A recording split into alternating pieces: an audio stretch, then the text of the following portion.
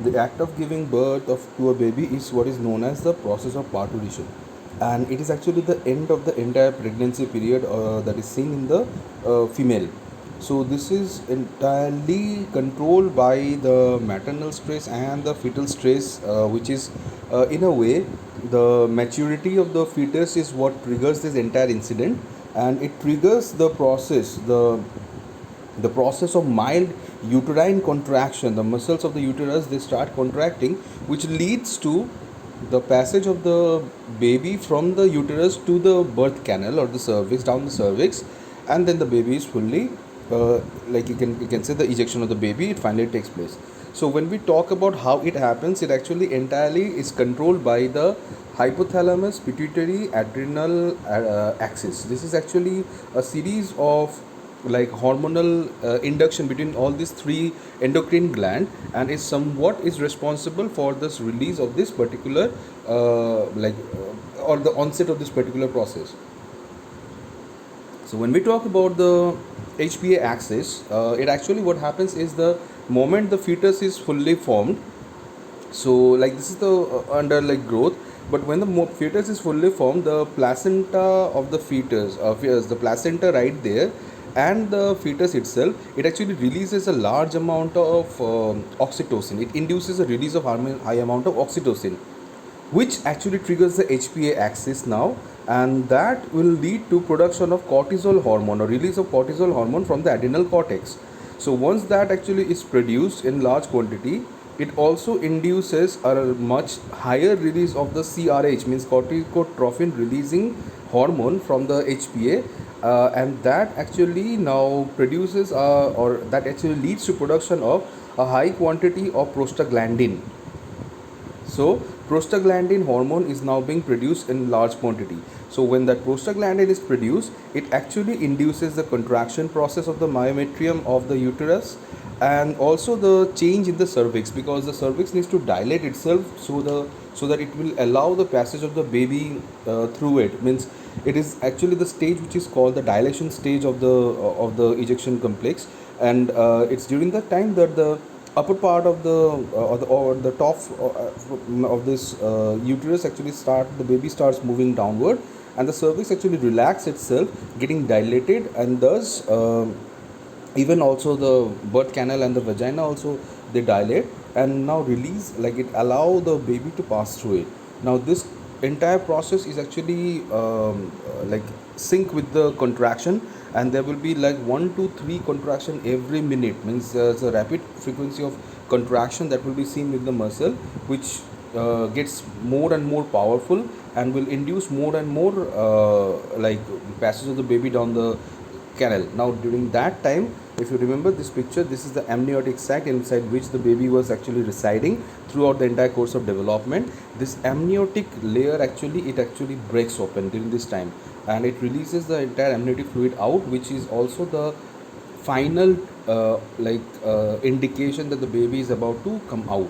So this is like once it is already over, then there is only expansion stage, means the process of the total passage of the baby through the canal is actually what is going to take place, which will be triggered. But yes, since we are talking about the hormonal signal at this particular point of time, so the hormonal signal that will also be generated during this particular point of time is the prostaglandin, which is inducing the myometrial oxytocin receptors. Actually, there are oxytocin receptors that are there in the myometrial, which is also inducing, which is also getting ready for the entire process. And at this time, this DHEA hormone from the adrenal is also coming, producing more estrogen, and is actually resulting in rupture of the all the membranes. Means the connection of the fetus with that of the endometrium, which was by means of the placenta. This placenta also starts getting loose at this particular point of time. So once this entire thing actually is happening, during that time we are going to find that the mechanical parturition process will fully begin. So this is also known as the expulsion stage. Now we have to keep in mind, usually the baby, the head portion actually they present first. Okay, it's called the vertex presentation. The head by the baby is delivered by the head first position. But in very rarity of the cases, where little cases where the buttocks actually present itself, means it's the opposite orientation the baby comes out, it's quite dangerous and it's quite tricky to deliver the baby by that particular means. So it's actually called the breech presentation. So there are ways to deal with it. The doctors are well capable of, like, well trained to do the help in that entire process. So once this actually, the head actually act as a wedge to open the final structure, means the passage is actually opens up, so that the head is actually trying to open the passage even further more, though it is dilating, though it is relaxing, but still the head act as a wedge to open the final structure. So now the major obstruction, which is the cervix. So at this point of time, when the baby is about to be delivered, the not only the uterus but also the cervix and everything becomes well ready. Even if you remember, there is actually one type of hormone that is also released during that time, called the relaxin hormone, responsible for making the cervix a bit more relaxed and dilated, so that it can actually comes out, means the baby can actually comes out through it. And finally, once this the first stage of like labor is, it is called, so it is like the dilation of the cervix is going to take place during this particular period of time. And means it actually comes back to the previous stage. It relaxes within 24 hours of the entire process of the delivery.